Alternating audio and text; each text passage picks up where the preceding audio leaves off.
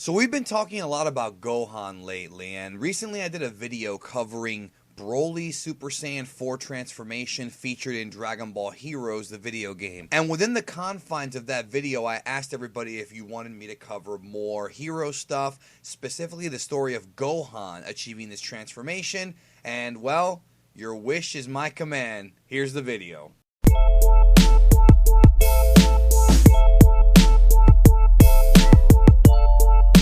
The idea of Gohan achieving SS4 is a fanboy's dream. So much so that if you're out there and you think that people drawing fan art and articles claiming for it to be real is a new phenomenon in the community, you're wrong.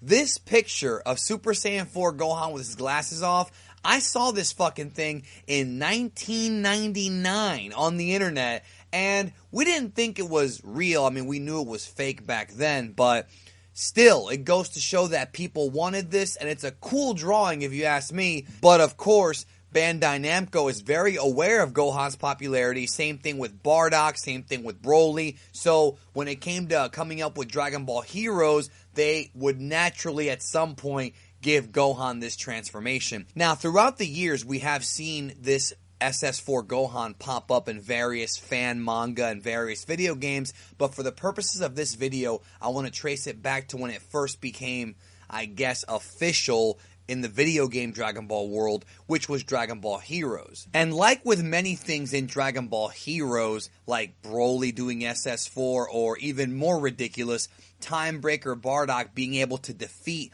an SS4 Gogeta, bullshit, this idea of Gohan turning Super Saiyan 4 is done purely for fan service, and the story behind him achieving the form is, well, filled with more holes than Swiss cheese. In the Dragon Ball Hero storyline Assault on Hell's Gate, Gohan decides, well, I want a power-up, and he goes out into the wilderness, into a mysterious unknown place, and tries to attain Super Saiyan 4. And at some point, Goku and Vegeta both realized that he successfully was able to reach this transformation and went over to confront him, and Goku, of course, was shocked. But this would be a short-lived celebration because they would soon be attacked by, and I'm not even making this up, this is what Dragon Ball Heroes does, a Super 17 would come back, and Toa would appear and fuse Android 18 with Super 17, creating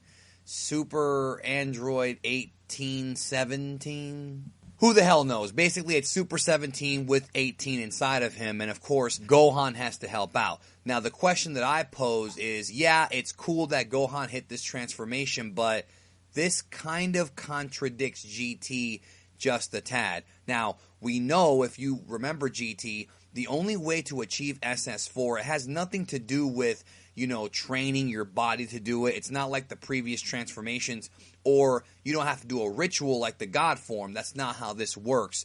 With SS4, you have to have a tail, and you have to absorb a certain number of Brutes waves or Blutz waves, whichever way you want to pronounce it, in order to become a great ape and then eventually transform into SS4. Now, recently I did a video about why Goten and Trunks don't have tails, because they were never born with them, but Gohan was born with a tail. So the idea of Gohan being able to regrow his tail is not that far-fetched, and also the idea that Gohan may have borrowed Bulma's machine to do it is, again, kind of makes sense. I mean, it's not anything out of the ordinary. But the thing is that Dragon Ball GT itself somewhat contradicts this within the actual series and within the lore of what Super Saiyan 4 is.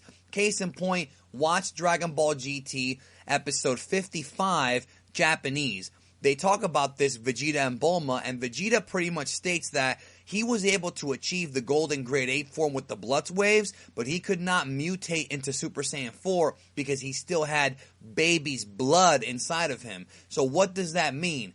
Does that mean that you have to be 100% pure-blooded to hit Super Saiyan 4? That actually makes sense.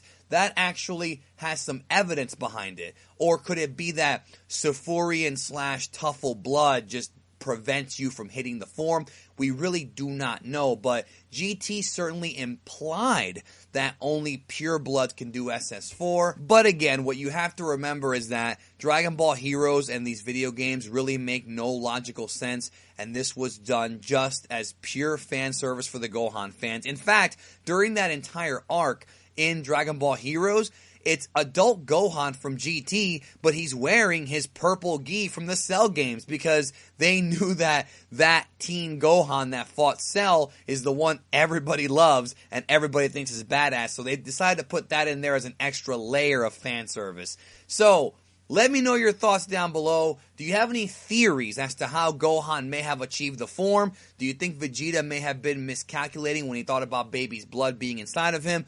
What are your overall thoughts? And be sure to check out the last 5 minutes of Dragon Ball GT episode 55 in Japanese. And thanks to Hail Zeon for finding that little factoid for me, because I was wondering what episode it was, and he was able to find it for me like that. He's a real savant when it comes to GT. He knows episode numbers and stuff like that really well. Anyways, guys, thank you so very much for watching the video. Punch that like button. Let's see if we can get this thing to 5,000 likes. Maybe, hopefully, fingers crossed. And if you like these kind of videos, let me know if you want me to do more Dragon Ball Heroes lore, because I find that stuff fascinating, even if it doesn't make any damn sense.